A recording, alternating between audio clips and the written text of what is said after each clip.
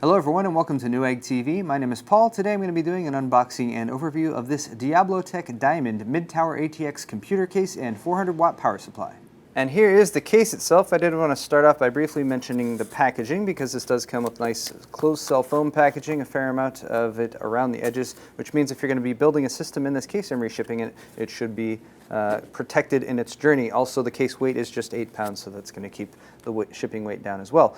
It does include a full user's manual here with some instructions involved, and I wanted to point out towards the back where you have warranty information. This does have a 1-year warranty. It should be free of defects in workmanship and parts. Now the front bezel is all plastic. It's got a bit of matte on the front as well as some glossy parts.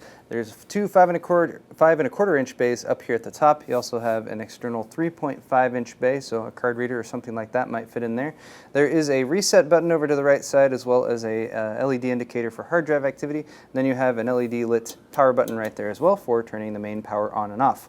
Below that you'll notice some ventilation. There are no front intake fans on this particular case. All of your airflow is going to be handled by exhaust fans at the back, or you can put on some intake fans on the side as well.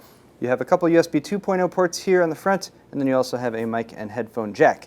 Down at the very bottom, you have the Diablotek logo, so people can know what kind of case you have. The right side of the case is pretty much unadorned. We'll show you the interior of that side in just a moment. Here on the left side of the case, you have a couple optional bays here for intake fans. Now, again, bear in mind, no fans are included with this case. You do get the case and the power supply. So the power supply will have a fan, but you are probably going to want to drop in at least 1 or 2 case fans so you give yourself some airflow. But here on the side, you have mounting points for an 80mm, 90mm, or 120mm fan, and you can do 2 of those.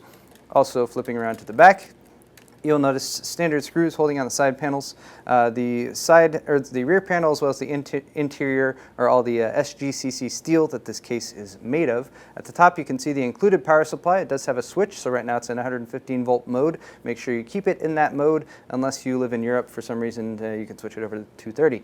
You also have a power supply switch at the top, a power supply plug, and then you have one more fan mount here at the back. I would recommend that for an exhaust fan, and that will accept an 80 or 90mm fan. There's a knockout here for your input-output shield, and then you have 6 expansion slots here for your standard ATX size motherboard. Taking a look at the included accessories here, of course you have an AC power cable for the included power supply.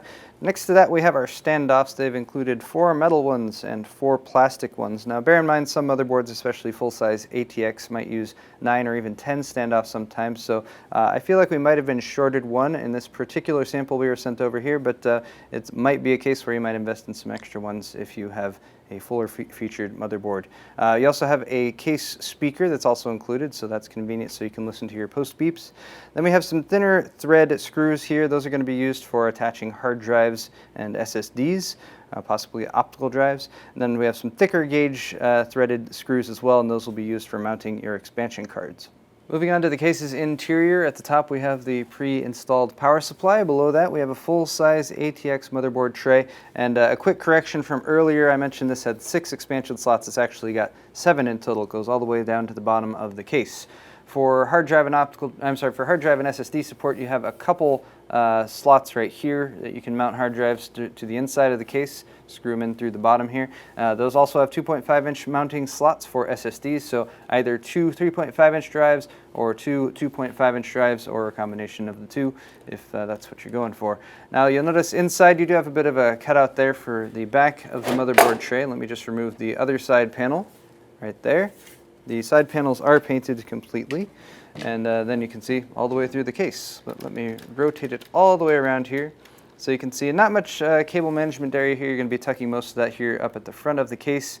You do have a support there for the case side panel. And then right there is your 3.5 inch mounting bay. So that is your third 3.5 inch slot. And that will also front onto the external 3.5 inch slot as well if you're going to go with an expansion or a card reader or something like that up there. And then above that is your mounting area for your 5¼ inch drives. Going all the way back around here, I'm going to quickly pull out the front panel connectors so we can take a look at those. Here are your front panel hard drive power and reset switch connections. Then we also have your HD audio, which also breaks out to an AC97 audio if you're using an older motherboard. Then we also have that USB 2.0 standard header. Here's a quick look at the power chart for the included 400 watt power supply. You'll see it is a single 12 volt rail design, 25 amps on the 12 volt rail. Max combined wattage of all rails is 400 watts. We also have our connectors for the power supply. So for your motherboard, you have a 20 or 24 pin, 20 plus 4 pin motherboard main power connector. You've also got an 8 pin in the form of a 4 plus 4 pin supplemental CPU power connector for your 12 volt EPS. You also have 4 serial ATA connectors for drives. You also have 4 Molex connectors for drives or otherwise. And then you also have a single floppy connector.